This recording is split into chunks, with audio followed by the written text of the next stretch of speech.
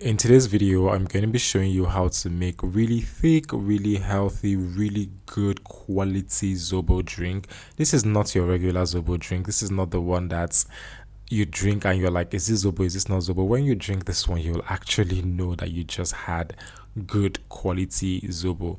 So check the description box for the full ingredient list. Of course, we need the Zobo leaves. We need lemongrass. I love the earthy flavor that lemongrass brings to this. That's why I always add it. You need a lot of fruits for Zobo. I'm using different types of fruits here. You will see I'm using oranges. I'm also using some cloves. Ginger is non-negotiable when making Zobo. I don't use pepper. I really don't like that, but if you like that, please use it. I'm using pineapples and I'm using watermelon. As usual with all my recipes, I want to get all the prepping done so that when we start cooking, we're not looking for anything. So I'm going to start with the pineapples. Yes, some people say I'm not peeling pineapple, where that I'm eating too much out of the actual fruit. That's actually how I peel pineapple. If you don't like that, you can always do yours however you want.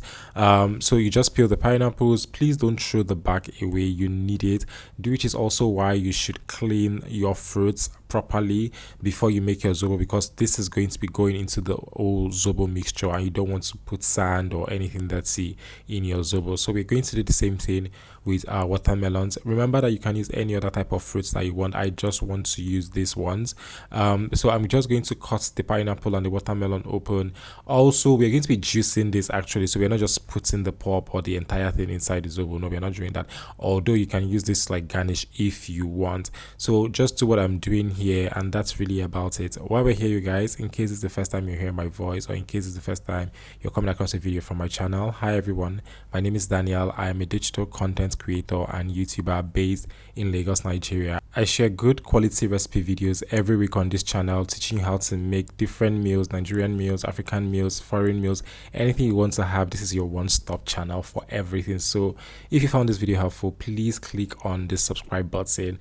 If you found this video helpful, also leave a like, leave a comment, leave a share, anything just to make the algorithm know that you found it helpful and it can recommend more of my videos to you. So I'm just going to juice this because we need the juice and we also need the pulp from the fruit.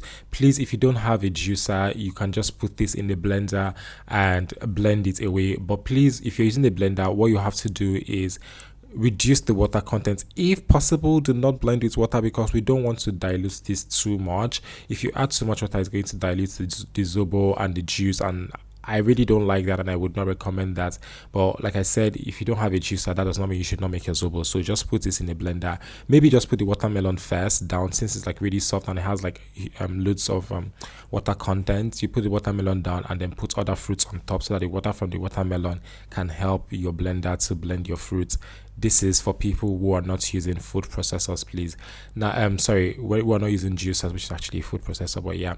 So I'm just going to juice this and then I am going to set it aside. You can also decide to put this in the fridge or freezer, fridge actually, not freezer, for whenever you want to use it. Also, something I did here was to take some of my juice and put in like ice cubes and then put them in my freezer so that I will now put it in the cup that I used to serve my Zobo, just so my Zobo again is not diluted when I'm ready to drink it. So now I washed my Zobo leaves off camera because I did not want this video to be very long. I washed it for about 3 times because it can be really dirty and there can be like loads of sands and funny things inside, so please always remove that. Now I'm going to add the back of the fruits that we cut earlier, which is again why another reason why I'm going to cut my fruits the way I did, because I want those flavors infused in my Zobo drink. Now I'm going to add loads of water to this. I'm trying to make this Zobo to be really thick. I know that some people don't really like that, so you can always adjust your water level or your water to like whatever consistency that you like, but just this is a personal preference. So you will notice that I'm not adding loads of water when you compare it with the amount of fruits and everything that we are putting in this. Again, this is a personal preference. So I'm just going to mix that for a bit and then I'm going to add some cinnamon sticks to this. This again is supposed to add to the flavor, it's supposed to help us build flavor, and it's supposed to help like just bring everything together. And if you don't have cinnamon sticks, you really don't have to do anything like that. Now once you add the cinnamon sticks, you're just going to cover the pot and then cook this for 30 minutes. This is what it looks like after 30 minutes. This right here is a cheesecloth. This is what we're going to use to sieve the Zobo. Please and please make sure that your Zobo is completely cool before you start this process. Mine had to stay on the countertop for a really long time for it to be fully like cool, at least just warm to touch in a way that I don't hurt myself or anything. So I'm just going to transfer this and then I start to squeeze this out. You want to squeeze for as long as you can. The better you squeeze, obviously the more juice or the more liquid you're going to get out. And this right here is what we have after squeezing everything. Please and please, if you're making Zobo and you have white countertops, you have to be really careful. Zobo is a form of dye, or the leaf is actually a form of dye, so it is going to stain your countertop. I have told myself I'm not going to do this again in this kitchen. I'm going to do it in my other kitchen because it was a lot. Yeah, so please, if you have white countertop, be very careful. This is a form of dye and it is going to stain and leave like a permanent mark on your thing.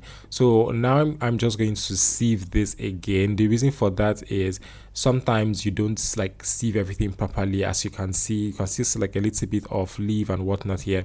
That is why I'm sieving again.